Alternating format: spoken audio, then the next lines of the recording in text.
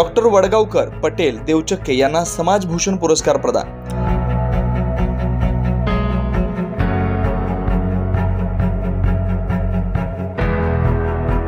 धार्मिक, सामाजिक, शैक्षणिक क्षेत्रात अग्रगण्य श्री गजानन महाराज सेवा संस्थेकडून विविध क्षेत्रात काम करणाऱ्यांचा आदर्श समाजभूषण पुरस्काराने सन्मान केला जातो।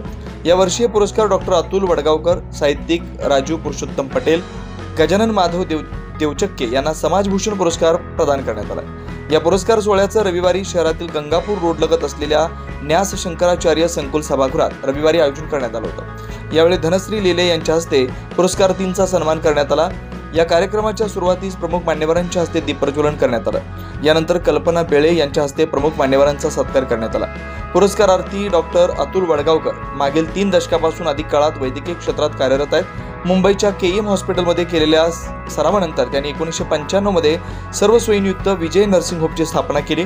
तसेच वोखार्ड आणि अशोका हॉस्पिटलमध्ये मानद फिजिशियन म्हणून डॉक्टर अतुल वडगावकर यांची नियुक्ती करण्यात आली। 2015 मध्ये त्यांनी विजय विला या आपल्या वसतिगृहात 15 गरजू विद्यार्थ्यांना मोफत निवास, भोजन व्यवस्था उपलब्ध करून दिली। याच संधीचं सोनं करत अनेक विद्यार्थ्यांनी देखील इथं राहून यश संपादन करत पदवी प्राप्त केली। आतापर्यंत डॉक्टर अतुल वडगावकर यांना वसंत गुप्ते, लायन्स क्लब द्वारा देवदूत, ब्राह्मण सभा नाशिक तर्फे दीपस्तंभ, कोविड काळात चॅम्पियन तसेच मुख्यमंत्री देवेंद्र फडणवीस यांच्या हस्ते नाशिकचं भूषण समजला जाणारा गोदा सन्मान अशा विविध पुरस्कारांना सन्मानित करण्यात आलं। खरं तर मला आज खूप भारावल्यासारखं वाटतंय की नाशिकमध्ये एवढ्या मोठ्या संख्येने आपण उपस्थित आहात आणि माझ्या सत्कारासाठी आपण आवर्जून आलात, त्याबद्दल मी आपले धन्यवाद देतो।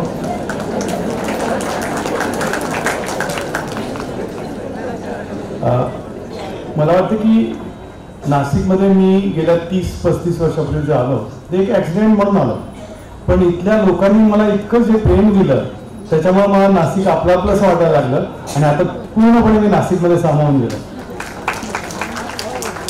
म्हणजे तसं पाहायला गेलं तर मी म्हणजे माझी थोडक्यात स्टोरी सांगतो मी कसं कसं होत गेलं की 1991 साली मी इथं आलो आणि आलो तेव्हा एक कुठेतरी मेडिकल ऑफिसर म्हणून सर्व्हिस करायची असं मनात विचार होता।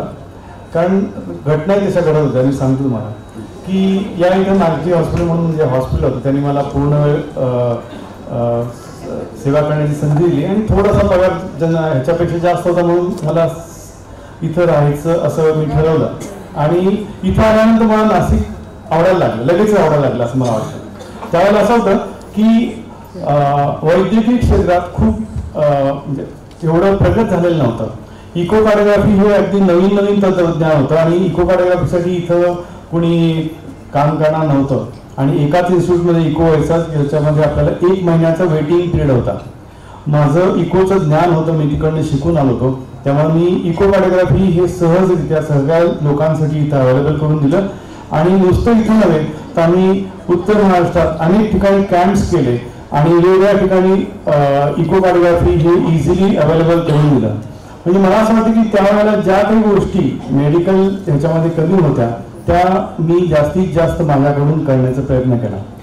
हे असं काय झालं तर मी शिकत असताना माझे वडील हे एका मोठ्या आजाराने व्यथित झाले होते। जवळजवळ 1 वर्ष पूर्णपणे एका हॉस्पिटलमध्ये, एका हॉस्पिटल, दुसऱ्या हॉस्पिटल, तिसऱ्या हॉस्पिटल, चौथ्या हॉस्पिटल, 5व्या हॉस्पिटल असं करत करत मुंबईपर्यंत जाऊन ते अल्टिमेटली एक्सपायर झाले। एखादा माणूस 1 वर्ष जेव्हा ऍडमिट असतो तेव्हा त्याच्या घरच्या लोकांची काय परिस्थिती होत असेल, नातेवाईक म्हणून माझी काय परिस्थिती होत असेल। जेव्हा डॉक्टर होतो तेव्हा आपण डॉक्टर म्हणून सगळं बघत असतो, पण मी जेव्हा डॉक्टर झालो तेव्हा मी पहिल्यांदा पेशंटचा नातेवाईक म्हणून काय करायचं ते शिकलो आणि त्यानंतर मी डॉक्टरांचा मुळे असेल, सिस्टीममुळे असेल, जे काही पेशंटच्या नातेवाईकांचे हाल होतात हे मी जवळनं अनुभवलं होतं आणि ते 1 वर्ष अनुभवलं होतं। त्याच्यामुळे मी जेव्हा इथं आलो तेव्हा मी असं ठरवलं होतं की माझ्याकडनं जास्तीत जास्त असं होईल की लोकांचे हाल होणार नाही आणि मेडिकलमध्ये जे त्यांचं इकडं तिकडं जाणं असतं की ज्यांना जे काही त्रास होतो तो मी जवळ अनुभवल्यामुळे त्याच्यामध्ये काम करण्याचं मी पहिल्यापासून ठरवलं होतं।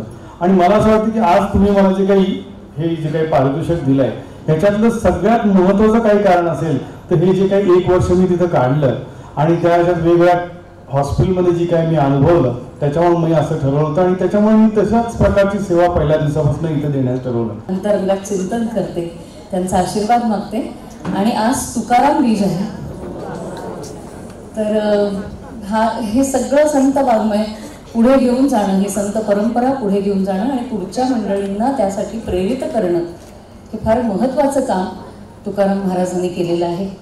त्यामुळे त्यांनाही मनापासून वंदन करते. असं एका कोणीतरी असं म्हटलं आहे, दोहा आहे, कुणाच आहे काय मला काही कल्पना नाही, पण त्या दोहांमध्ये असं म्हटलं की तुकाराम और राम नाम